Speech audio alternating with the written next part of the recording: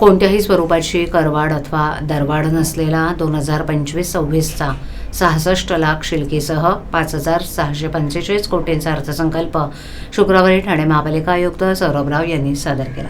यात 3,722 कोटी 93 लाख महसुली खर्च आणि 1,921 कोटी 41 लाख भांडवली खर्चाचा समावेश आहे।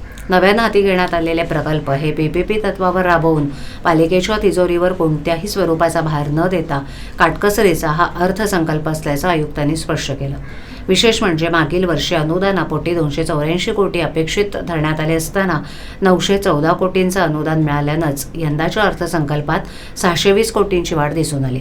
2024-25चे 5,025 कोटी 1 लाखच्या मूळ अर्थसंकल्प सुधारित करून आरंभीच्या शिल्लकेसह 6,550 कोटी आणि 2025-26च्या आरंभीच्या शिल्लकेसह 5,645 कोटीचा अर्थसंकल्प सादर करण्यात आला।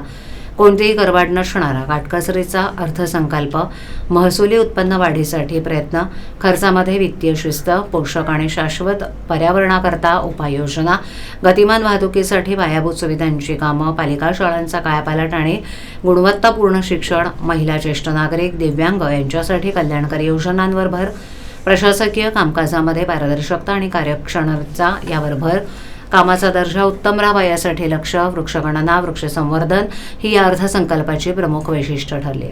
अर्थसंकल्प सादर करताना यापूर्वी शासनाकडून ज्या विकास कामांसाठी निधी मंजूर झालाय किंवा मिळालाय त्या कामांचा अर्थात कळवा हॉस्पिटल, गडकरी रंगायतन, तलाव संवर्धन आणि सुशोभीकरण, हरित ठाणे उपक्रम, एकात्मिक उद्यान विकास प्रकल्प इत्यादींसह इतर प्रकल्पांचा उल्लेख करण्यात आलाय।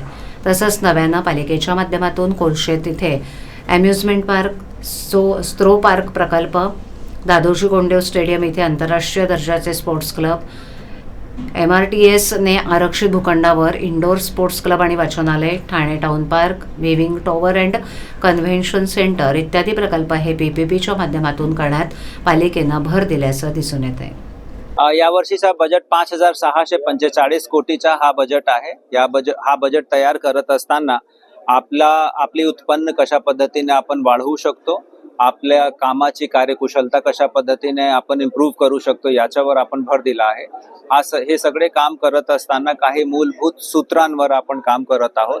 बजेट तयार करत असताना नागरिकांच्या सेवेची गुणवत्ता यामध्ये सुधार कसे करता येईल याच्यावर आपण फोकस केला आहे।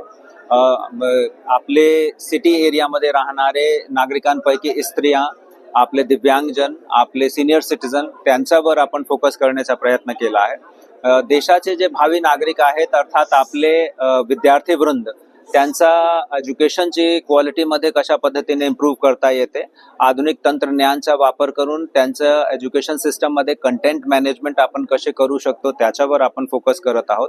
आरोग्याची फॅसिलिटीज वाढवणे त्याच्यावर आपण फोकस करत आहोत। दिव्यांगजनांसाठी दिव्यांग आधार केंद्र जिथे आपण अर्ली डिटेक्शन आणि प्रिव्हेन्शन ऑफ डिटेरिओरेशन याच्यावर आपण काम करणार आहे त्याच्यावर आपण फोकस केला या बजेटमध्ये। पर्यावरण हा अत्यंत महत्त्वपूर्ण विषय आहे आणि जर आपले ठाणे सिटीचा पर्यावरण चांगला राहिला, इथे पाण्याची मुबलक उपलब्धताची आपण खात्री करू शकलो आणि तर निश्चितरित्या आपण इथे मोठ्या प्रमाणावर इन्व्हेस्टमेंट गुंतवणूक आपण आकर्षित करू शकतात। आपल्याकडे IT सेंटर्स आणि डेटा सेंटर्स याला चालना देण्यासाठी खूप सुपीक वातावरण उपलब्ध आहे आणि त्याच्या अनुषंगाने त्याला कॅपिटलाइज करण्याच्या अनुषंगाने बजेटवर आपण फोकस केलेला आहे।